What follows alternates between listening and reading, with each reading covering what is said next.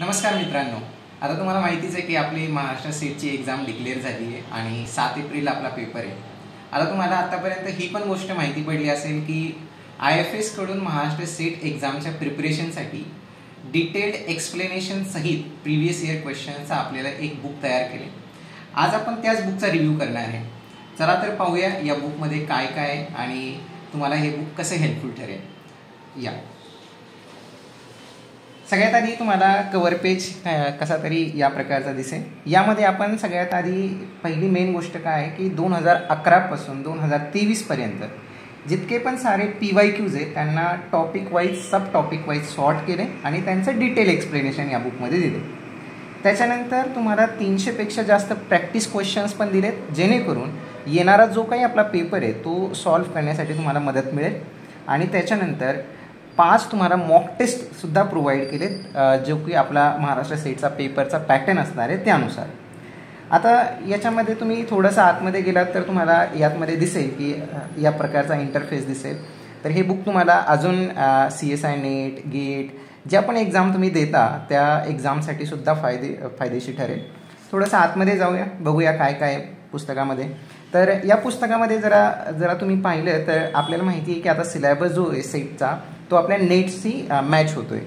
आता त्याच्यामध्ये आपल्याकडे टोटल 9 टॉपिक्समध्ये हे पुस्तक आपण लिहिले की पहिला जसा चॅप्टर रिअल ॲनालिसिस आहे, कॉम्प्लेक्स ॲनालिसिस आणि शेवटी integral equation, COV, numerical and classical mechanics. थोडंसं आतमध्ये गेलो तर आपल्याला आणखीन कळेल की जसं की रिअल ॲनालिसिस आहे. आता हा चॅप्टर मोठा आहे आपला, तर याच्यामध्ये टोटल आपण 12 सब टॉपिक्स केलेत. आणि हे 12 सब टॉपिक्स कसे आहेत की समजा पहिला टॉपिक आहे सेट थेरी अँड काउंटेबिलिटी, त्याच्यानंतर पॉईंट सेट टायपोलॉजी अँड असे 11 सब टॉपिक झाल्याच्या नंतर या पूर्ण चॅप्टरवरती तुम्हाला प्रॅक्टिस क्वेश्चन्स दिले, ज्याचे करून तुम्ही प्रॅक्टिस कराल आणि एक्झाममध्ये आपल्याला फायदा होईल. तसंच मॅट्रिक्स स्पेस टॉपोलॉजी आहे, कॉम्प्लेक्स ॲनालिसिस आहे, ग्रुप थिअरी आहे, रिंग थिअरी आहे, त्याच्यानंतर लिनियर अल्जेब्रा, OD आहे, PD आहे, integral, COV, numerical, classical mechanics आणि शेवटी तुम्हाला मॉक टेस्ट इथं दिसतील. 5 मॉक टेस्ट दिलेत. आता पुस्तकाकडे जरा बघितलं तर आपण पुस्तक कसं केलं आहे की आता समजा 2023मध्ये सेट थेरी आणि काउंटेबिलिटीवरती 2 क्वेश्चन्स विचारले होते. तर ते क्वेश्चन्स त्यांचे आन्सर की आणि त्याच्या खाली त्याचं एक्सप्लेनेशन अशा पद्धतीने प्रोव्हाइड केले. त्याच्यानंतर परत दुसरा टॉपिक आपला पॉईंट सेट टॉपोलॉजी आहे. 2011 पासून 2023 पर्यंत जेवढे पण सगळे प्रश्न विचारले गेले ते सगळे प्रश्न, त्यांची आन्सर की आणि त्याच्या खाली त्याची एक डिटेल एक्सप्लेनेशन. आता थोडंसं आपण या चॅप्टरच्या एंडला जाऊया. एंडला गेल्याच्या नंतर आता तुम्हाला इथे दिसेल पहा की हा शेवटचा आपला topic functions and several variables. आणि याच्यानंतर जर तुम्ही आलात थोडा पुढे तर आता तुम्हाला शेवटचा टॉपिक दिसेल प्रॅक्टिस क्वेश्चन्स म्हणून. आता या प्रॅक्टिस क्वेश्चन्समध्ये खूप सारे प्रश्न तुम्हाला प्रॅक्टिस करण्यासाठी दिलेत पहिल्या चॅप्टरवरती. त्याच्यामध्ये जवळपास आता आपण जर पाहिलं तर याच्यामध्ये 63 क्वेश्चन्स आहेत. 63 क्वेश्चन्स तुमचे फक्त चॅप्टर 1च्या प्रॅक्टिससाठी आहेत. त्याच्यानंतर त्यांचे आन्सर की आणि त्याची परत एक्सप्लेनेशनसुद्धा आहेत. म्हणजे तुम्ही एक क्वेश्चन्स प्रॅक्टिस करा, त्याचं सोल्युशन पहा आणि नंतर तुम्ही व्हेरीफाय करा की तुम्ही करेक्ट आन्सर दिलं आहे की नाही. समजा कुठं चुकीचं वाटत असेल तर त्याचं एक्सप्लेनेशन पहा आणि व्हेरीफाय करा. ठीक आहे, असंच प्रत्येक चॅप्टरसाठी आपण केलं आहे.